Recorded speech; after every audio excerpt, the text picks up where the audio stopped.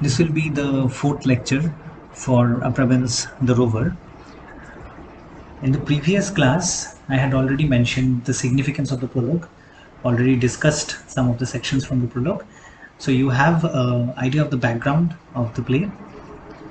You also have an idea of what kind of audience went to watch the play, what they expected on stage. You also know at this point a little bit about the history or historical circumstances of England and the continent of Europe at the time, before and after the time this play was written, right? Mostly before. All the stuff related to Cromwell and Charles I and Charles II and the Cavaliers. So you should have at this point a very fair idea about who these people were, etc. If you don't, please go on and have that. So today I'm going to look at Act 1 of this play, and Act 1 has two scenes. So we'll begin with the first scene. So at the very beginning, I want to mention that I'm not going to read out the entire text to you. Obviously, that's definitely not the kind of approach we take at this level. What I'm going to do instead is read out certain lines that I have highlighted that I think are very significant. Significant why?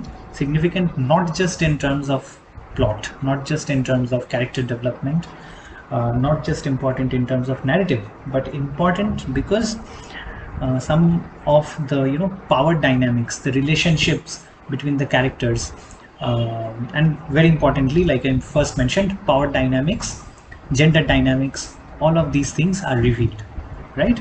So we are going to look at some of those sections which reveal many of the social, cultural, and perhaps economic and political aspects of society as well. All right, so there will obviously be implicit implications of how all of these developments are related to the plot and also to character, but the primary focus will be to understand society at the time of society as depicted in the play, right? We'll see the power relationships, we'll see the gender dynamics, right? We will also see from where those dynamics came from, right? So let's begin with scene 1, and the first quotation, which is from one of the early conversations in the play, right? It's from the early sections of scene 1, right, where Florinda and Helena are in conversation. Now, I have already mentioned the summary of the play to you. I've already discussed the plot before. Plus, from the previous lecture, you already have a fair idea of, at least a basic idea, if not a fair idea, about the kind of society which we are going to read about, right? How that society saw women, how that society saw marriage, how that society saw relationships between men and women, etc., etc. So some of these things we have built up in the previous classes, and today, by way of bringing out these quotations from the text, we are going to look into specifics of those things that we have mentioned and look at nuances so that we can understand the text and the society better. So the first quote is where Florinda speaks to her sister Helena and tells Helena, a maid designed for a nun ought not to be so curious in the discourse of love. Now from this quotation, it is quite obvious that at the time of this conversation, their theme of debate or theme of discussion or conversation, whatever, was love. So basically they were talking about love, right? And Helena seemed to be quite enthusiastic and curious while talking about love. Now Florinda says, or in this case rather warns Helena, that a maid designed for a nun ought not to be curious in a discourse of love. So one of the significant words here is designed, which I have underlined and italicized. Now why is this very significant? Because again, a few moments ago I have already told you that we are going to look at very specifics, and we are going to understand the different power dynamics, what kind of agency different characters have in the play, right? So with that in mind, let's look at the word designed. Now what is a design? A design is a blueprint. A design is something based on which a project goes, right? Now a project could be anything. It could be a project of building a house, it could be construction work, it could be anything, right? So now Helena's life, or Helena is a person, is a girl who is designed for a nun, right? If you are already familiar with the text, you know that her brother Pedro, their brother Pedro, has decided for Helena that she is going to be a nun, right? Now, why is this significant? Why is the design aspect of it very significant? It is significant because it reveals to us the gender power dynamic at play here, right? Helena, it seems at this point of the play, obviously this changes as the plot develops, but at this point it seems that Helena has very little agency over her life. Rather, the primary agency in her life seems to be her brother, or to speak in more general terms, the male members of her family, which is her brother and her father. So in other words, Helena's life is designed by her brother and father. So this is why this word is very significant.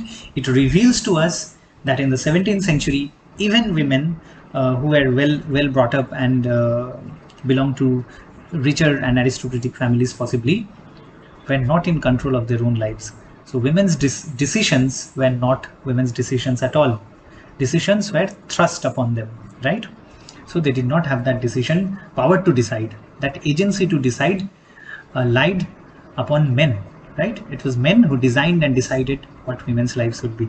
So we are taking specific instances from the text, and we are looking at what the broader consequences of those words are. Okay, the next quotation is the response of Helena. This is Helena speaking to her sister.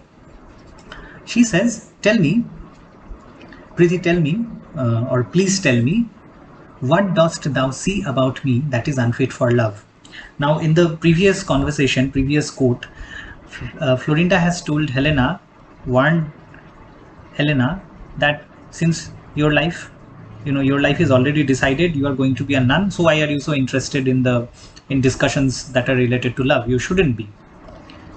Helena, she is full aware that her life is designed to be a nun, right? I'll keep repeating the word designed.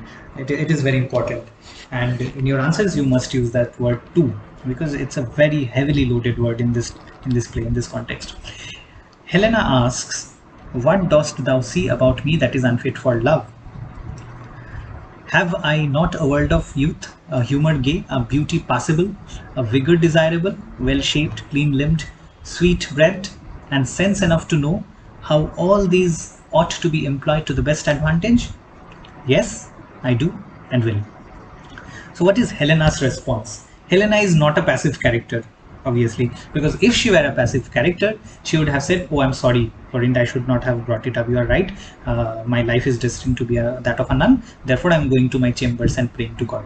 Something like that, right? So just please don't take that very literally. It's just a hypothetical response that I imagined. All right. So Helena is not that. She's not the woman in my example. She doesn't go away. She doesn't apologize and go away to her rooms and to do whatever, right? Rather, she participates and she challenges Florinda's notion. What was Florinda's notion again? Florinda's point was, why is someone who is supposed to be a nun interested in a discussion related to love? Helena challenges this notion, saying, "What do you see in me that is unfit for love? Is there anything wrong with me which makes me unsuitable to be loved?" Now, next she says, have not I a world of youth, a humour gay, a beauty passable, a vigour desirable, well-shaped, clean-limbed, sweet breath? Now, all of these are references to the idea of female beauty that men have built, right? So what she's effectively asking Florinda is that, don't I fit into the category of a woman who can be loved? Don't I fit into the category of women who are beautiful, who are young, who are desirable, right? All of that, right? She also asks, and this is where the final underlined and italicized section comes in, don't I also have sense enough to know how all these meaning world of youth, a humor gay, beauty possible, etc., till sweet breath, how all these ought to be employed to the best advantage? Yes, I do, and I will. So she challenges Florinda. Okay, now remember at this point, Florinda and Helena are not opponents. They are sisters and they're just having a conversation. And they're just discussing with each other. Remember, this is a play which is written by a woman. I keep repeating this. And since it's written by a woman, there are wonderful dialogues that women get to speak in this play. If it were a play written by a man, this would have been unlikely. Now, obviously, we cannot bring all male playwrights under the same category, but by and large, if it were a play written by a man, it is unlikely that we would have such wonderful and such well-thought intellectual challenges that are given here by Helena and Florinda. Obviously, there are instances in Shakespeare, there are also instances in other authors, but again, it is significant that this play is written by Aphra Behn, who is a woman. Okay. Now third, this is where the brother comes in, right? Florinda and Helena's brother. He comes in, says, I have a command from my father here to tell you. You, in this case, is Florinda, right? So, okay, let me complete this and then I'll tell what I was about to. So, I have a command from my father here to tell you, you ought not to despise him, a man of so vast a fortune and such a passion for you. Now, who is he? Him. Him is someone. We'll get to his name later. But what is significant here is that Pedro, the brother, comes in and says that he has a command from his father, which is also their father, the father of Florinda and Helena. So he comes in and says that I have a message to pass on to you, and this message I'm passing on to you as a command from my father. And what is this command? You ought not to despise him, right? So it's like telling someone to not hate someone, right? I don't know whether it's like telling someone to forcefully be something, right? It's like telling Helena that you have to be a nun, you also have to be happy about it, right? Now the same thing is happening in the case of Florinda as well.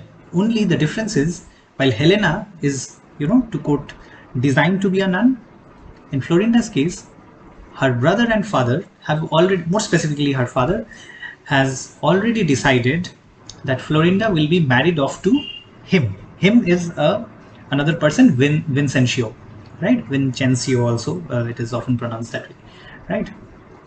So you are not to despise him. You should not hate him. This is a command from my father. You cannot hate this person. As if, as you can see, there is no place for the female to actually have expressions of her own, because it is a command to her that you cannot hate this person, a man of so vast a fortune and such a passion for you. All right. Now, so it is decided that Florinda will marry this Vincencio, as you can see in this quote. I hate Vincencio, she says, and would not have a man so dear to me as my brother. This she is telling Pedro.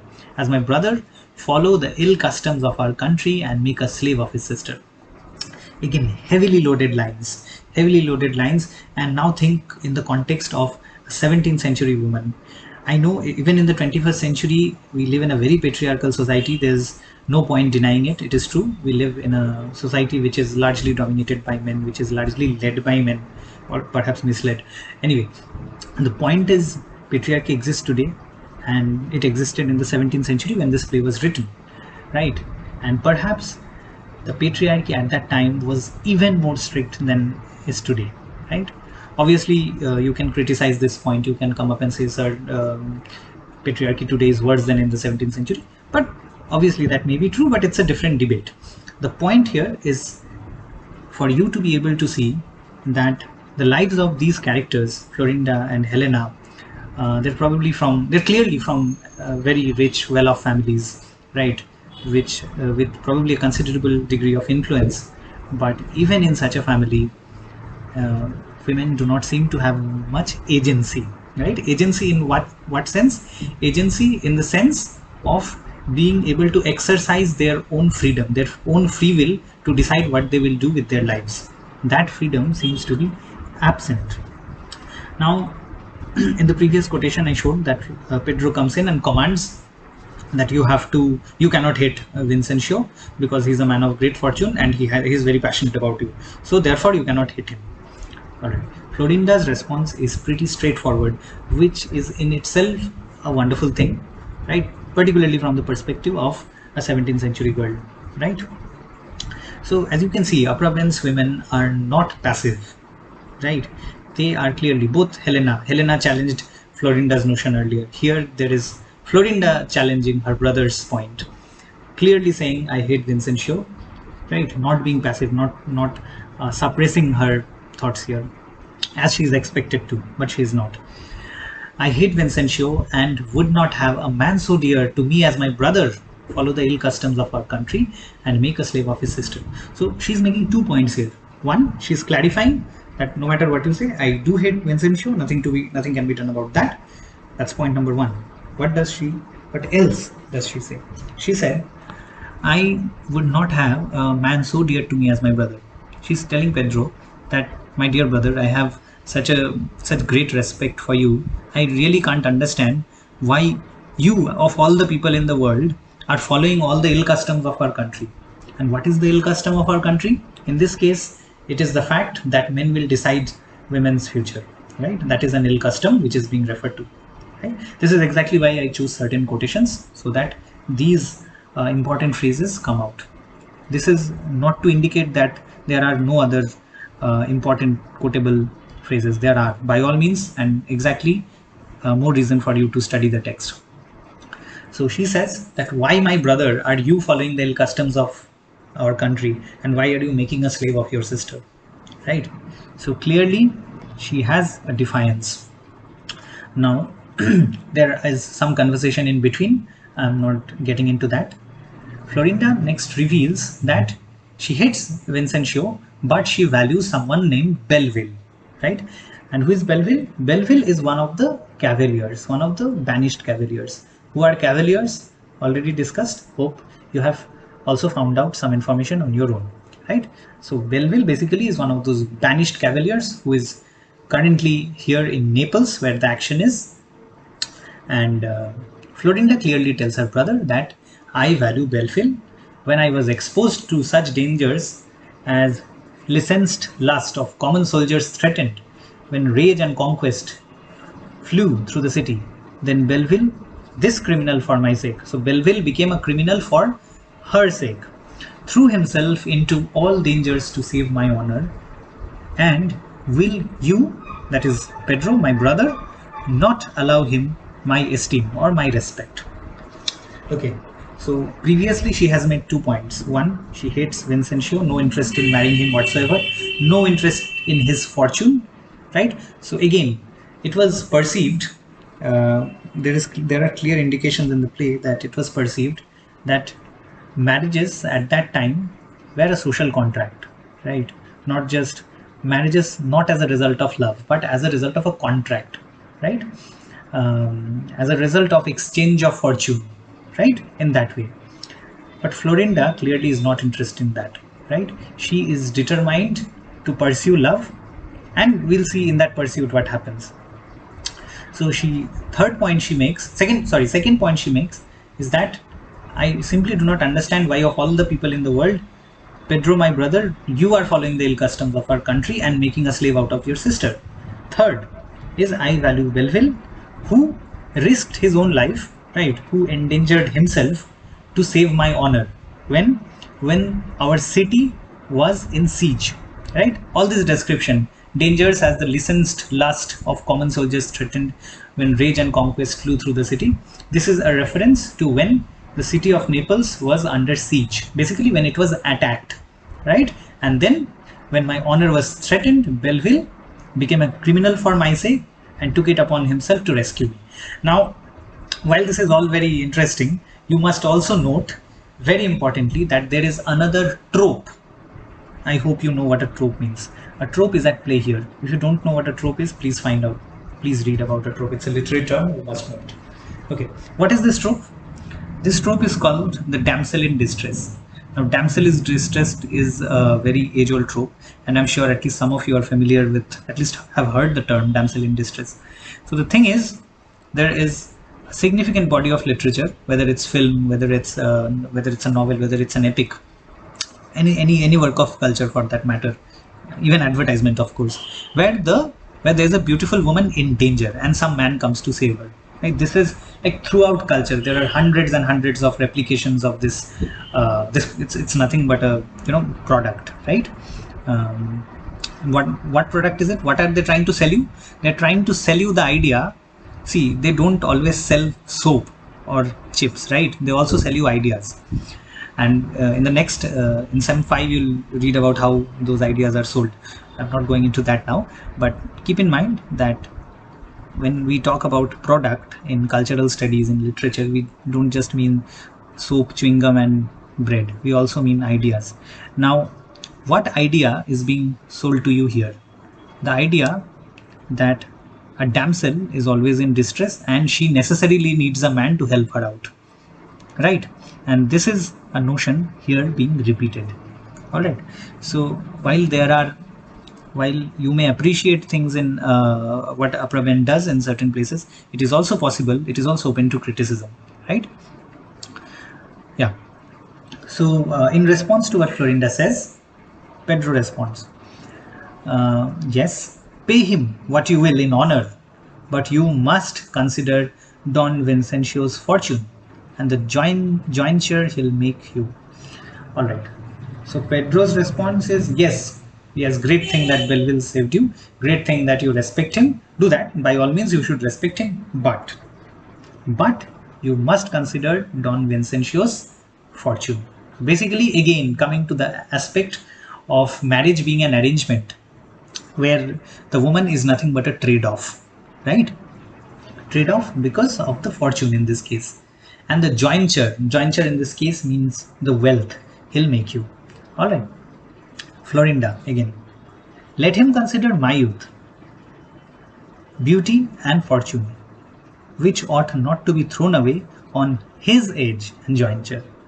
All right. Now again, Florinda, excellent response, clever response. Florinda too, like Helena, is not passive. She does not say, okay, brother, and go and lament about her life, cry about her life. She actually does something. What does she do?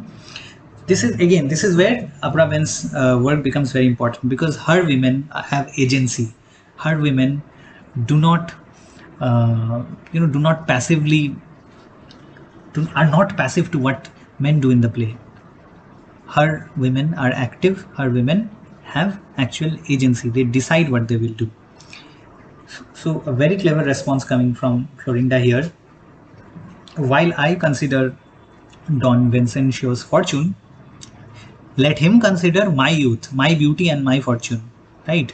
And none of these things, neither my youth nor my beauty or my fortune are to be thrown away at his age and jointure. So clearly you have indication that Don Vincentio is not a young man. She may be like 2 times, 3 times her age, right? Florinda's age. So again, a very significant fact here, a fact of life. It used to happen in many cultures across the world. In some cultures it may still be happening, but thanks to Aphra Behn and her wonderful characters that she created, we actually have a challenging voice in literature, a very early challenging voice, which says that my youth, beauty and fortune are not to be thrown at someone who is maybe 10 times or whatever, like whatever times my age and his fortune. Okay, now Pedro, go up to your devotion. You are not designed for the conversation of lovers. This is, Pedro is telling this not to Florinda but to Helena. All right. So again, remember the first quotation where it was Florinda asking Helena that your life is designed to be a nun. Why are you participating in a conversation about love? Again, the same notion being repeated by Pedro. she's telling Helena, who was present during the conversation between Pedro and Florinda, he's telling her that you should now go up to your devotion. It is determined that you will be a nun. You can do nothing about it. You are not designed for the conversation of lovers. So since you are going to be a nun, you should not be listening to this. You should not be participating in this either. Right. Now again, Helena, once again, not passive, actively resisting, offering resistance. That's what is happening here. There is a certain power being, forced upon women in this play, and there is actual resistance to that power, to that force, right? To that patriarchal, to the patriarchal ideas. Those are those that are forcing women to be passive, right? So Helena's response actively: isn't it enough you make a nun of me? But you must cast my sister away too, exposing her to a worse confinement than a religious life. What is Helena's confinement? Helena's confinement is a nunnery. A nunnery basically is a kind of is where nuns live. That's a nunnery. It's a monastic place, right? Where the sisters practice religion, right? That's where Pedro wants to send her to, right? So Helena's response is it not enough for you that you are making a nun out of me? You have decided my fate. Okay, that is okay. But do you also have to decide my sister's fate as well? Her sister is Florinda. Do you also have to expose her to a worse confinement than a religious life? So one thing is clear: Helena is not happy about being forced to become a nun either. To her, that is not a very pleasant life, right? She is being forced. She is not becoming a nun by volition. Volition meaning by her own will. That decision is being forced upon her or thrust upon her, right? To be put in more stringent words. She says here that, yeah, you're sending my life to wherever, and why do you also have to do this to my sister? In fact, what you are doing to my sister is worse than me. Me, you are sending to a religious place. Okay, I will accept that. But the confinement you are forcing upon my sister, by marrying Don Vincencio, a man many times her age, just because of his fortune, is worse than my confinement in a nunnery. I had rather see her in the Hostel de Dieu, to waste her youth there in vows and be a handmaid to lasers and cripples than to lose it in such a marriage. So clearly Helena's position about Florinda's marriage is not supportive. She does not support this marriage that the brother and the father have decided. Well, more so the father. So she says that I would rather see my sister in Hostel de Dieu. Right now, Hostel de Dieu is is a reference to a place at that time, and it refers to one of those places where people. It's a place where nuns used to help people who are wounded. It's a kind of a hospital, right? It's one of the earliest hospitals, right?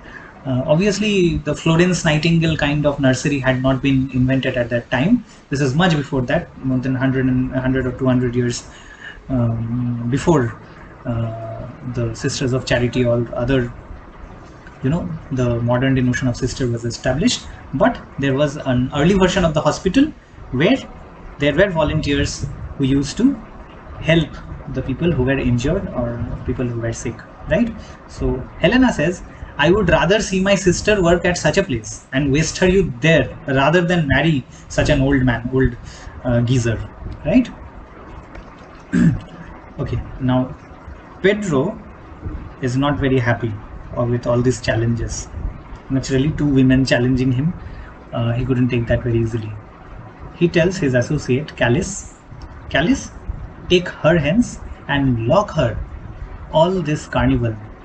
Okay, so I did mention, I think, that the occasion of the play is a carnival. It's a festival. It's a massive festival in Naples, right? Please read the play and these things will be much clearer. So he commands Calice to lock her up at all this carnival, and at Lent she will begin her everlasting penance in a monastery. So yeah, she's like, I can't take this anymore. I can't die. Because see, Pedro is unable to debate with them, right? Pedro has no argument. Pedro's only argument is, Florinda, you are being married off to a rich guy.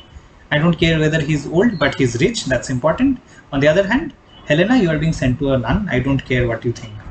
And he's not being able to argue with them because both Florinda and Helena are actually providing like valuable arguments. They are actually challenging his position, and he is not being able to argue back at them.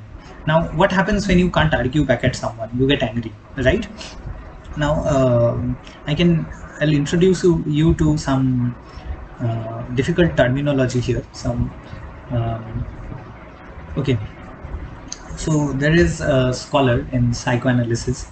His name is Jacques Lacan. He's a French scholar, a French psychoanalyst, one of the early followers of Sigmund Freud, often referred to as the second Freud. So Lacan speaks about the realm of the real, R-E-A-L-M, realm of the real, R-E-A-L. Now, when words fail, human beings tend to enter the realm of the real. That is when they become violent, right? When people try to convince each other, when words fail, when they cannot argue back, when they have no argument left, when they are losing in a debate or any kind of verbal conversation, they often get violent. And that violence is in the language of the real. Because what is ultimately real, according to Lacan, is human flesh. You can always inflict violence on the human body, right? So when nothing else works, that is what happens. Now, some people tend to be violent more easily. So obviously, while Pedro is not becoming violent in the sense that he's beating someone up, he clearly cannot continue in the debate because he's losing the debate. He has no argument, right? He has no reason by which he can convince Helena that your life as a nun would be wonderful. He cannot similarly convince Florinda that your life with Don Vincentio will be wonderful. Naturally, he has lost the debate. There is no conversation anymore.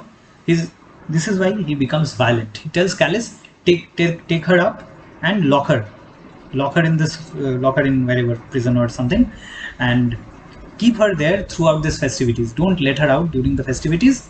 And at Lent is again a festival, right? A Christian festival. Please look it up. At Lent, she will begin her everlasting penance, right? As if whatever she has done is wrong and she has to, live in a monastery and pay for that. All right. Helena's response, again, I care not. I had rather be a nun than be obliged to marry as you would have me, if I were designed for it. So she's like, I'm thankful that rather than you having me forced to marry someone, I will get to live in a nun, right? This is still much better. I really don't care. Lock me up. Do whatever you want. It's like that. So again, she's quite challenging. Pedro, do not fear the blessing of that choice. You shall be a nun. Okay. So he's like, no matter what you say, you will be a nun. I'll see. Like that. Helena, shall I so? I have a saint of my own to pray to shortly, if I like any that dares venture on me. Now, who is the saint of my own to pray to shortly? This we will see next. Who is this saint? Okay. Helena continues to say, this is a later part of the conversation, again sometime later. Sister, you'll go too, will you not? Come, Preeti, be not sad. Will outwit 20 brothers if you will be ruled by me. Come, put off this dull humor with your clothes and let's ramble. Okay, now remember, Callis has been told to lock Helena up. Alright. And here, Florinda manages to reach out to her sister. And where are they going to go? Sister, you will go too, will you not? Go where? Go to the carnival, which is happening outside. Come, Preeti, be not sad. We will outwit 20 brothers if you will be ruled by me. Now again, this is wonderful. This is what Aphra Behn does, which a male playwright is unlikely to do. It is already clear that both these women are intelligent, right? They are not stupid girls who would do whatever the men want them to do, right?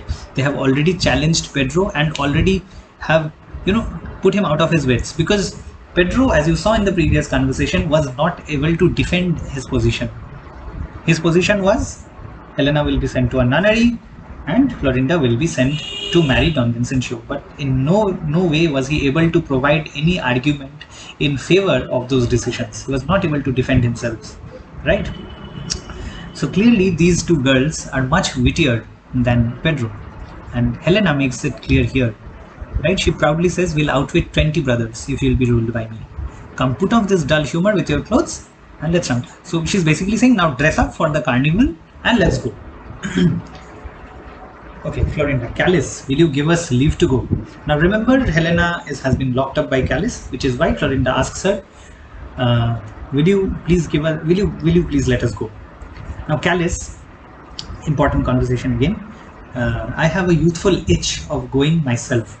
Now Callis wants to go there, right? Callis, it's not like Callis is not interested in the carnival.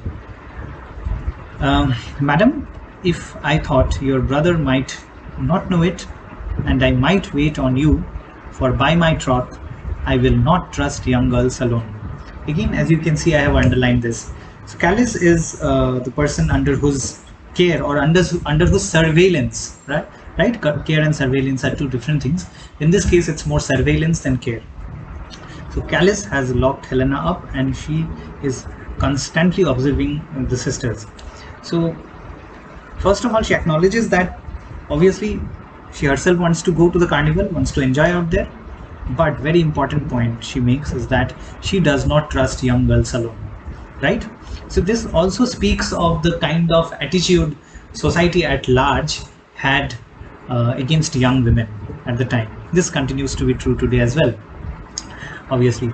But one of the important things you must note here, and this has been I cannot make this point enough, because it has been repeated so many times by so many scholars, feminist scholars, all kinds of Marxist scholars, structuralist scholars. All of these people have repeated this point, so it's nothing new anymore, that women are often the gatekeepers of patriarchy, right? It is women very often who would be defending the patriarchal structure of society, right? So examples of the mother-in-law beating up the wife, it's like that, right? That's just one very common example that keeps happening in this country. Nevertheless, but please remember, this is a very significant point of women being the gatekeepers of patriarchy. Here Callis is quite literally a gatekeeper, because the girls are Florinda and Helena are under her surveillance. All right, so scene 2 of Act 1, this is where the scene cuts to the carnival, and here we are meeting the other characters. All right, so Belleville says, "I have interest enough in that lovely virgin's heart to make me proud and vain, were it not abated by the severity of a brother, who, perceiving my happiness," and the conversation, his words ends there. So you remember previously Florinda has already mentioned that she has no interest in marrying Don Vincentio, the old geezer. Rather, she admires and loves Belleville, right? She has made that point clear. So now here, this is a conversation of the men, the banished cavaliers to be specific. In their conversation, Belleville tells his friends that I have interest in Florinda, of course, but it is that brother, that Pedro, which is causing a hindrance in my happiness, in my pursuit of happiness. That guy is a hurdle, that blockade. Okay, has civility forbid thee the house? Now his friend asks, now why are you forbidden from that house? Like, why is the brother an obstacle for you and not for someone else, not for Don Vincentio? Belleville says, it is so, it is true. What do you say? I am actually forbidden in that house, to make way for a powerful rival. You already know who that rival is, the Viceroy's son, who has the advantage of me in being a man of fortune, a Spaniard, and her brother's friend. Okay, so her friend, Belleville's friend asks him, why is it that you are at a disadvantage? Why is it that you, the brother is an obstacle for your pursuit of love for Florinda? Now Belleville acknowledges, yeah, that is the case, because I have a more powerful rival. Who is this rival? The Viceroy's son. You already know his name. Now, but he has a threefold advantage over Belleville. What are these advantages? First of all, he's a man of fortune. Second, he's a Spaniard, which is to say he's native. This is the racial angle of it, right? So remember I mentioned that we will look at the power dynamics in the play, and these are the power dynamics. This is where we see how how power comes into effect, right? Social position becomes important. Third advantage the rival has is that she is her brother's friend. So threefold advantages. A man of fortune, which Belleville is not, because remember Belleville is a banished cavalier. Obviously, you don't fancy banished people being rich. It's obviously there are instances of people who run away from the country, who are in self-exile, right? Literally looting millions of rupees and going to different countries. So yeah, that's there. But in this case, we clearly know that Belleville does not have any economic advantage. In fact, he does not have any economic position whatsoever. So the second problem he faces, second obstacle, is that he is not a Spaniard and his rival is a Spaniard. Obviously, in this case, it's very clear this is a racial angle, and it is clear that Pedro, the brother, Florinda's brother, has a preference for Spaniards rather than an Englishman. Okay? So this is a very racial angle. The third point is that this rival is Pedro's friend, which I am not, right? So please note these positions of power, this social hierarchy at place, the national angle, the racial angle, the aspect of economics, right? All of these aspects you must make note of. All right. So we are towards the end of scene 2 and the end of Act 1. So again, this is where remember in the carnival there's a masquerade. Masquerade is where people dress differently, they wear masks, and it is not possible, or it's very difficult to tell who is who, right? So that is this is exactly in the carnival, in the midst of festivities, where Helena and Wilmore, remember Wilmore the Rover, Wilmore is after whom the play is named. All right, so they meet, but obviously they do not know each other at this point, right? They know each other, meaning they are not able to see each other's faces. All right. So Helena says, "Why, I could be inclined that way, but for a foolish vow I am going to make to die a maid." Right? I could be inclined that way. Now, what is that way? That way is the way of love, right? So she's saying, yeah, I could be involved in a love, but for a foolish vow. What is the foolish vow? The vow to be a nun. I'm going to die a maid. All right. So I cannot be in a relationship. That's what she's saying effectively, because of this foolish vow that I have been forced to take. Wilmore. Then thou art damned without redemption, and as I am a good Christian, I ought in charity to divert so wicked a design. Now Wilmore is someone who is able to find loopholes in everything, right? Now Helena has said that I have a vow, and according to that vow I cannot be in a relationship, and I will have to die a maid, right? So Wilmore finds a loophole. He says, see, I'm a good Christian, and as a good Christian it is my duty to stop that from happening, stop from you dying a maid, right? So it's basically saying that I will free you from that misery, right? From that foolish vow. I have been bred in dangers. Name the danger, let it be anything but a long siege, and I will undertake it. Now this is him being very masculinist. He becomes this again. That trope is also there, the damsel in distress. Once again that trope is repeated here. Wilmore says, so you are in danger, damsel is in danger, and my job is to rescue her from that danger. So he says, very, very alpha male, he says, I was bred in danger, I was born in the midst of dangers. Tell me what the danger is, name the danger, let it be anything but a long siege, and I will undertake it. Siege is when a city is occupied by invaders. We already mentioned the siege during which Florinda was saved by Belleville. Helena, what think you of a nunnery wall For me that wins me must gain that first. So in response to Wilmore, who said that name the danger and I will undertake it, Helena says the danger is a nunnery wall. Will you be able to, you know, will you be able to overcome this the danger of a nunnery wall? For he that wins me must gain that first. So if you have to win me over, you will have to overcome, defeat, or cross the hurdle of the nunnery wall. Wilmore, a nun. Oh, how I love thee for it. There is no sinner like a young saint. All right. So with this conversation, I will end today's lecture, and this more or less covers the more significant and those sections of the play, those sections of Act One which are worthy of discussion. Read the play, obviously. If you find any more sections that you want to discuss, any more phrase that you want to be broken down further, let me know. Right? In the next classes, we will move on to discuss the next